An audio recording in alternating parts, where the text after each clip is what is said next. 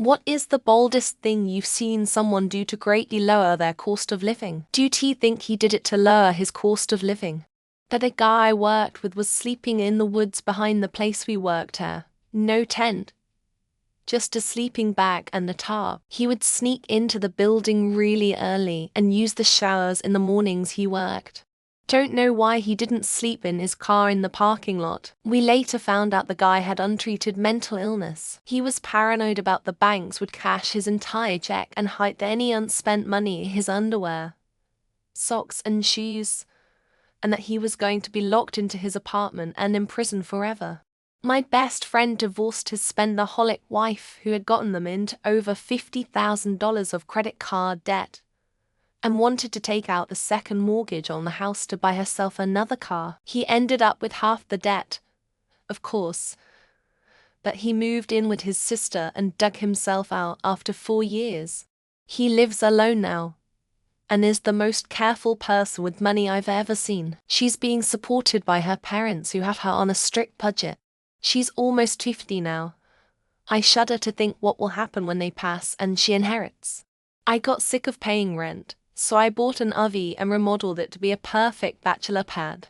40 TV surround sound, recliner chair, room for a stand-up jet ski. I paid someone in East Nashville $200 a month to park in their backyard and use their Wi-Fi. I saved up the rent I would have been paying and put a down payment on a duplex in 2016. It was a good call. Then, I lived in half of the duplex and sold the RV for the same amount that I had into it, around $3,000. An ex-colleague of mine got a job in Aberdeen, whilst his home continued to still be down in England somewhere. The company was aware happy with this, but expected him to flat share in Aberdeen and fly home at the weekends, and even paid him small allowances to facilitate this. He instead set up camp in the woods nearby in a tent, and would shower etc. when he arrived in mornings pretending to have biked in. He then pocketed the extra allowances. My Phil is a contractor. Thus, he has to buy lots of supplies. He buys gift cards first, then buys thousands of dollars worth of supplies on the cards. Also, he can get the gas points. But because he has to buy so much for his business, it adds up hugely. He hasn't paid for gas in years. He also has to drive quite a bit, so it's a big money saver. Simultaneously the biggest Puma move and the smartest cheating of the system I've ever seen. Fan life while working as an electrician for C-SPAN on all the Navy boats. Saw my friend spending $1,600 to $2,000 a month in rent. Meanwhile, my rent was $80 insurance and about $300 in gas a month. Wife and I rated in for about 2 years doing that. I love the lifestyle. So easy to maintain. We built a 93 Vandura high top during COVID. Still have the van for camping, it's awesome. I remember reading a story about a guy who had an internship at some big tech firm, I think Google, in an extremely HCOL area. He bought an older haul and outfitted it for living. He parked in the company lot as obscurely as possible and moved every so often. Used the company showers and such. Probably the best way to manage that situation if you could handle it. A large family, when they would wash clothes in the washing machine, they would drain the rinse water into a utility sink. For the next load, used a submersible pump to pump it back into the washer for the next wash cycle. In other words, they would use the rinse water twice, first to rinse, then to wash the next load. They probably saved 30-50 gallons per load.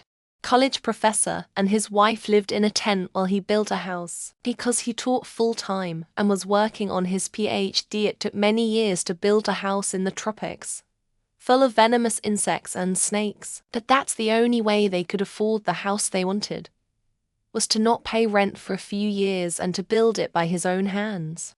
Moved into a tiny, crappy efficiency apartment with criminal neighbors just because it's cheap. In a situation where his car isn't repeatedly broken into and his Amazon deliveries aren't stolen, and property management actually fixes things. But it's not worth the extra few hundred a month to him. What you mean by the boldest? Our mate and ex-friend Sarah A narcissist and professional mooch, who used her then friends to get a job, a cheap place to live, borrowed furniture, and even food, while also quietly stealing from us. Boldest is generally moving somewhere completely different, but cheaper. You never know if it'll work out. And it's harder to move back in some ways if it doesn't. I've done this. My sister did it. Half our friends from our home state of California have done it. It worked out for most of us, but not all. My great-grandparents let my grandmother get married at 17, partially motivated by getting her out of the house because they had 10 kids. She and grandfather moved about 20 miles away. Her sisters and brothers would come and visit for extended periods of time, lessening the burden on the great-greats. Wife and I got rid of all our grass and turned our front and backyard into food garden. We only needed to buy veggies in the winter, but this year we've expanded more planting space, so we may be able to freeze more. Food is hella expensive now. Lived in a tent while being in college to save up for camera equipment. Worked as a groundskeeper at said college to get a discount paying for school. Is now a professional photographer-videographer for a well-known clothing brand. The episodes of a series featuring the cheapskates. And there's someone who feeds her ex-husband and friends canned tuna, which is for cats because apparently it is cheaper than those sold for humans. I had a friend who would go to farmers markets and wait until the end of the day, and go up to people and offer to buy the leftovers at a discount. Not terribly exciting, but bold. I don't use any modern technology other than my phone. No TV, no Wi-Fi, no computer or laptop. I listen to radio, CD, vinyl, and I read, either on Kindle app or real books. They quit cell phone use, so they can make more money.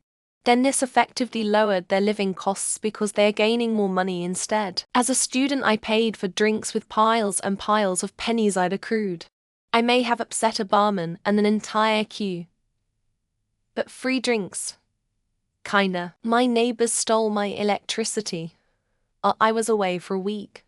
Found poorly buried extension cord running from an external outlet to their house. A guy in Chicago 15 years ago also had created an apartment under a bridge overpass. He had spliced into electrical cable and everything. Anyone considered doing a Joseph Fritzl on their landlord yet? That would surely add up to a significant boost in income each month. Left my sister wife and nephew son in the trailer park, then moved to the trailer park across town. It's okay. They can't drive. A man bent under a train and pushed out of the way teenager, who did not see him. He survived after lying under the train. Drilled for groundwater wells, invested in solar panels, and started a home garden. They went deep into conservation. Lived in a self to the gym every morning to take a shower. I think he might have pulled his car in there. My younger brother decided to be a train hopper for roughly half the year so he doesn't have to pay for rent. Moved to Texas from NYC for about 1/3 or more price reduction in almost every single bill. Start living in a tent in a forest. They're still close to the nearest town city but still not paying their electric bills. Pretty gutsy move when it's summer in the Sonoran Desert. Husband and I spent 2 years living on sailboats anchored out in bays rowing to work. If I didn't have to big dogs and a teenager, I'd totally sell my house and buy an RV. Moved back in with his parents when he was in his 40s. It did not end well. I have a friend doing the van life thing. It's glorified homelessness. Seeing the ad for US Air Force under this question is pure gold.